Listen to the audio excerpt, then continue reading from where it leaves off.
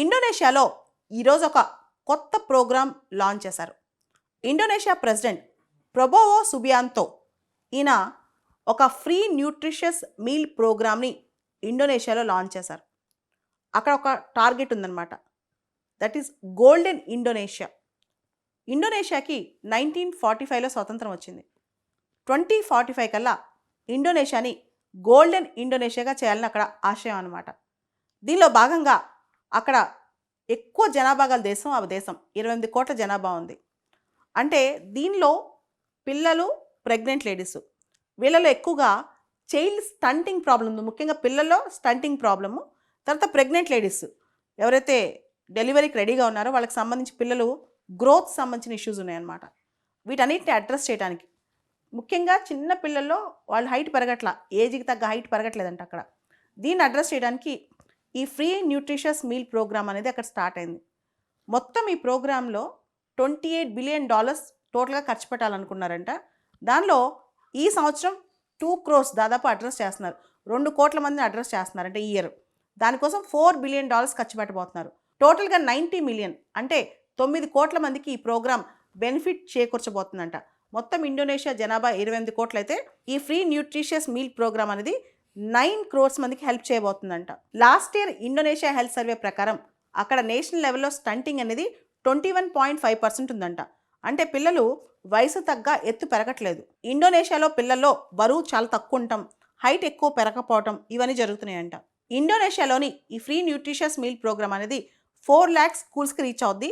దాదాపు 8 కోట్ల మంది చిన్నపిల్లలు ఎవరైతే స్కూల్కి వెళ్తారో వాళ్ళకి రీచ్ అవుద్దంట. ఇండోనేషియా ఒక టార్గెట్ పెట్టుకుంది.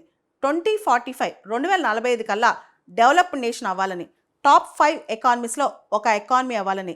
దీనికి సంబంధించి నేటి బాలలే రేపటి పౌరులు కాబట్టి వాళ్ళకి సంబంధించిన హెల్త్ ఇష్యూస్ మనం అడ్రస్ చేస్తే వాళ్ళే మోడర్న్ ఇండోనేషియాని బై 2045 బిల్డ్ చేస్తారని ఇండోనేషియా నమ్ముతూ హెల్త్ ఇన్వెస్ట్మెంట్ బాగా పెంచింది వాళ్ళ జీడిపిలో. ఇండోనేషియాకి సంబంధించిన ఈ న్యూట్రిషియస్ ప్రోగ్రాంలో 2000 కోఆపరేటివ్స్ ఇన్వాల్వ్ అయినాయి. ముఖ్యంగా రైస్, మీట్, ఎగ్స్, ఫిష్ ఇలా పోషక విలువ గల చాలా ఆహార పదార్థాలు ఫార్మర్ కోఆపరేటివ్స్ నుంచి డైరెక్ట్గా ప్రొక్యూర్ చేసి పిల్లలకి, ప్రెగ్నెంట్ ఉమెన్కి అందిస్తున్నారంట ఈ ఫ్రీ న్యూట్రిషియస్ మీల్ ప్రోగ్రామ్ ద్వారా. దీన్ని మనం ఇండియాలో మిడ్ డే మీల్ ప్రోగ్రామ్తో కొంత కంపేర్ చేయొచ్చు. కానీ ఈ మధ్య కాలంలో చూస్తే కనుక గత 5-6 ఏళ్లలో ఇది one of the top programmes. ఈ న్యూట్రిషియస్ ప్రోగ్రామ్ అనేది ఇండోనేషియాలో కాదు, ప్రపంచంలోనే ఇది వన్ ఆఫ్ ద టాప్ ప్రోగ్రామ్స్గా ఇండోనేషియా అభివర్ణిస్తోంది. ఇకపోతే భారత్కి ఇండోనేషియాకి చాలా అవినాభావ సంబంధం ఉంది. మన మొదటి రిపబ్లిక్ డే ఎప్పుడైతే సెలబ్రేట్ చేసుకున్నామో January 26, 1950, దానికి Indonesian president Sukarno first republic day chief గెస్ట్గా వచ్చారు. ఇప్పుడు రాబోయే రిపబ్లిక్ డే అంటే January 26, 2025న మనకి ప్రబోవో సుబియాంతో, ఇప్పుడున్న ప్రస్తుతం ఉన్న ఇండోనేషియన్ ప్రెసిడెంట్ భారతదేశానికి చీఫ్ గెస్ట్గా వస్తున్నారంట. ఈ సందర్భంగా చాలా కీలకమైన అంశం ఏంటంటే 2014లో మనం యాక్ట్ ఈస్ట్ పాలసీ అని చెప్పి ఇంతకుముందు లుక్ ఈస్ట్ పాలసీని రిఫైన్ చేసాం. అది ఇప్పుడు 10 years పూర్తి చేసుకుంటుందన్నమాట. దాంతోపాటు ప్రపంచంలోనే 4th largest populous country Indonesia. Indonesia ప్రపంచంలోనే 3వ అతిపెద్ద ప్రజాస్వామ్య దేశం. ఈ మధ్యకాలంలో మనం ప్రత్యేకంగా చూసుకున్నట్టయితే మలేషియా నుంచి, వియత్నాం నుంచి ప్రైమ్ మినిస్టర్స్ మన దగ్గరకు వచ్చారు. అంతేకాదు సింగపూర్, బ్రూనై లాంటి దేశాలు మోడీ గారు వెళ్ళారు. ఇప్పుడు ఇండోనేషియన్ ప్రెసిడెంట్ మనం పిలిచాం. అంటే ఓవరాల్గా ఇండో పసిఫిక్ మీద మనం చాలా ఎక్కువగా ఫోకస్ చేస్తున్నామని. ఇండియా, ఇండోనేషియా మధ్య 2008లో కాంప్రిహెన్సివ్ అండ్ స్ట్రాటజిక్ పార్ట్నర్షిప్ కుదిరింది. ఇండియాకి, ఇండోనేషియాకి మధ్య బైలేటరల్ ట్రేడ్ $26 బిలియన్ ఉంది.